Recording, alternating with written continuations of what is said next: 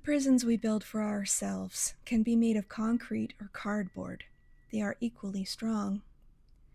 We take on such complex construction projects as a result of life beginning to feel like all the labels and diagnoses from the formative years are gospel. To rail against those labels, as was the nature for most of us at first, eventually bends into resignation and manifestation of that prison. I felt particularly entitled to veer off into that fate because as a teenager I got called lots of names by people like my grandmother. Her favorite adjectives for me included short, fat, ugly, and stupid, while Mom echoed her mom's sentiment, calling me horrible over the phone to my dad. I couldn't understand, as a teenager, when all these projections were lobbed my way, why the very women raising me felt so satisfied with themselves as they said them. I became a woman just like them, convinced self-harm was self-love and that I needed saving from myself.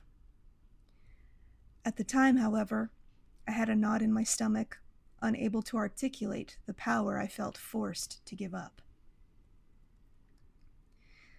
I began receding into the background to avoid their attacks, which made me prone to attack when I felt threatened to a high enough degree.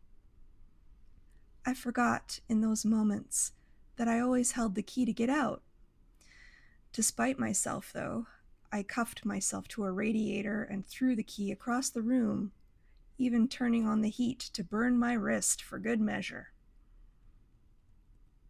There were long periods of time when I was alone, metaphorically enriching my personal supply of uranium to unleash when the next meltdown came. I preferred, at the time, to think of the prison as a reactor core, complex, huge, volatile, and potentially dangerous. I lived in constant reaction, not to the present, but rather the past.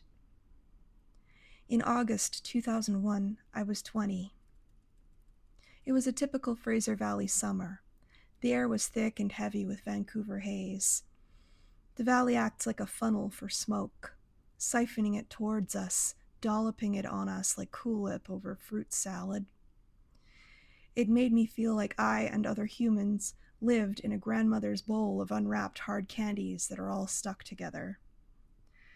The last house with my nuclear family felt like a cut glass candy dish indeed, our sugar ribbons bleeding into each other, and we were unwilling to admit as much.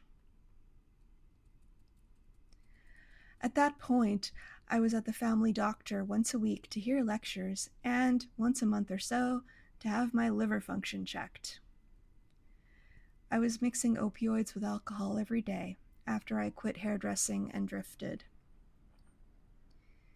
Every appointment, the doctor came in with her report telling me, if you keep at it, this shit will kill you. Do you not understand that?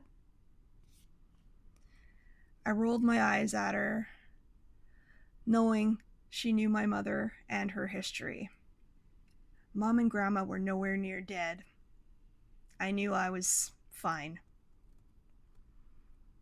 I worked part-time hours at a handicraft shop, only a 10-minute drive from the Sumas-Washington border. When I got home, I immediately started drinking and taking my reckless prescription until the salmon pink carpet in my bedroom was wobbly and fuzzy, turning the room into jello, spilled on a peachy pink sweater. And I'd fall asleep. Sleep had become the only refuge from the pain of being awake, especially after the psychiatric prescriptions started piling up, making chronic insomnia and headaches a fact of life. Look it, I know you're struggling, but if you don't stop this, you need to be in a hospital, the doctor said. Oh, shut up. It's fine, you're just trying to scare me. And that doesn't work, I said, finding it very strange that I was having this argument with the same doctor who delivered me and later performed my first pelvic exam.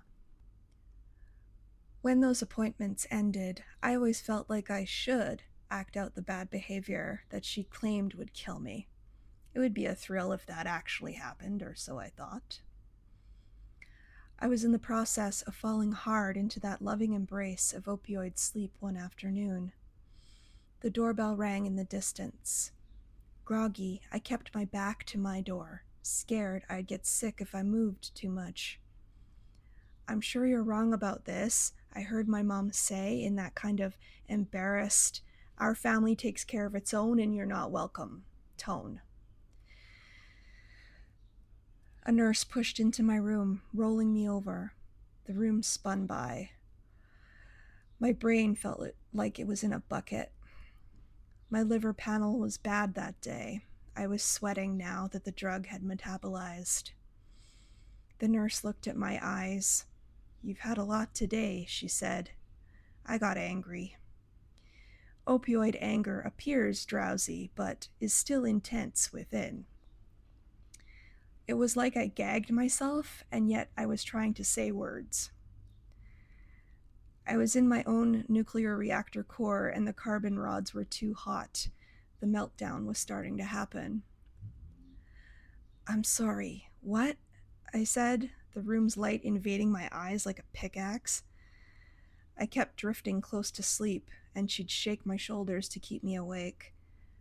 I could hear Mom saying, See, she's fine, and similar things to that effect.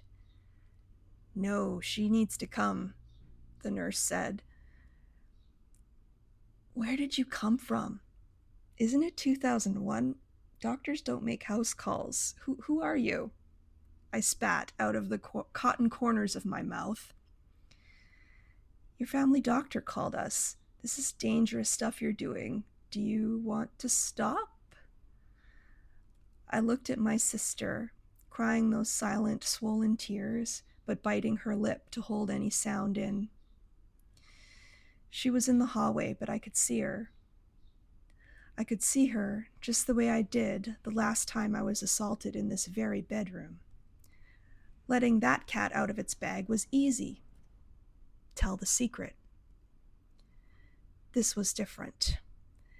This meant a proper detox, which always brings on nausea, vomiting, sweating, shaking, heart palpitations, anxiety, depression, anger, headaches, and body aches, all the stuff I wanted to avoid. "Yes," I heard myself saying, even if only half-heartedly. "All right, we'll be waiting for you," she said, telling my mother where to take me. Dad was nowhere to be seen. We drove to the short-term detox facility.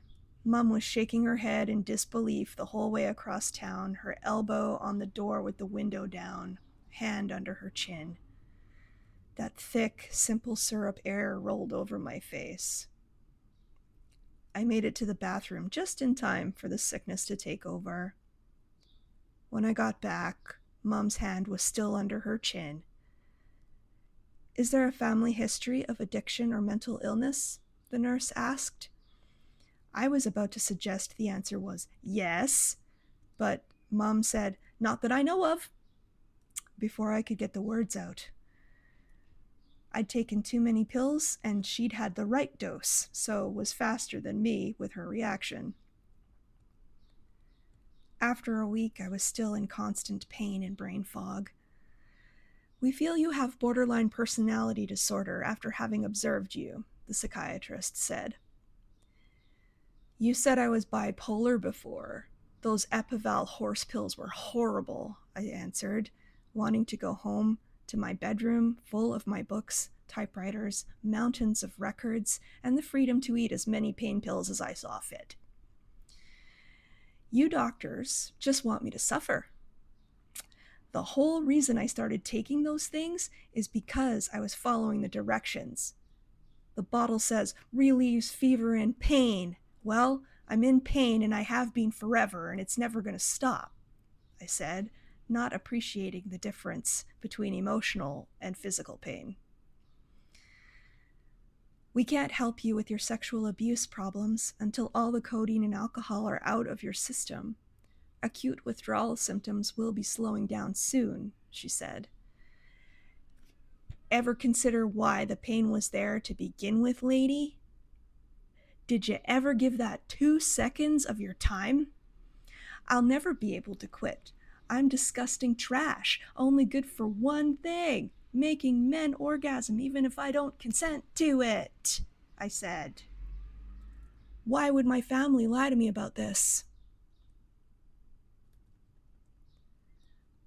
I went out to mission in my Beetle to that one house on the block covered in cars and parts. Robert, my pretend boyfriend's house. You should have called first, he complained, throwing the door open at me, wiping his dreary eyes. I'm sorry. I just couldn't stay in that place any longer. It'll never happen again. May I come in, please? I asked. He glared at me with caustic hazel eyes. Come on, then. We can go to the diner. Some grease would be good right about now, I said. Fine, but I'll drive. You're fucked up. Surprised you didn't drive your lawnmower car right off that bridge. Cool. I'm sure I can make you happy, I said, offering my body currency, which he always accepted. September 11th, 2001, I got home after my now routine psychiatric appointment, where we talked about nothing. The little TV in the corner of the living room was on CNN, with lots of commentary and repeating clips of the World Trade Center going down. The low-res CRT screen fooled my eyes. Street footage emerged, and we were told those specks of what I thought was debris were people who had no way of escape. My mom and sister were watching. I stood in the doorway, newly diagnosed with a personality disorder. And the world was apparently ending. I hung the car keys on the hook beside the door. I was back in my peachy chintz prison.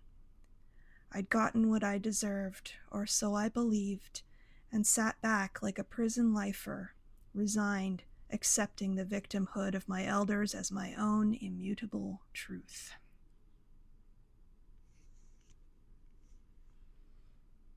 I've been Danielle Walker. Nice to see you.